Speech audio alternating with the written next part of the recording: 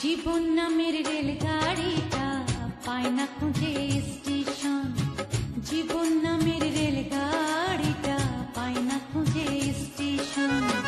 কোন লাইনে গেলে পাবে,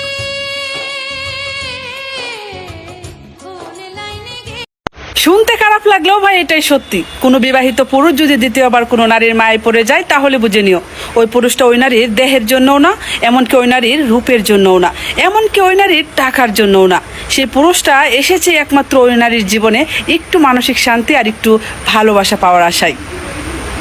আমারে করবে পার তারে দেব গলার হাররে, আরে ও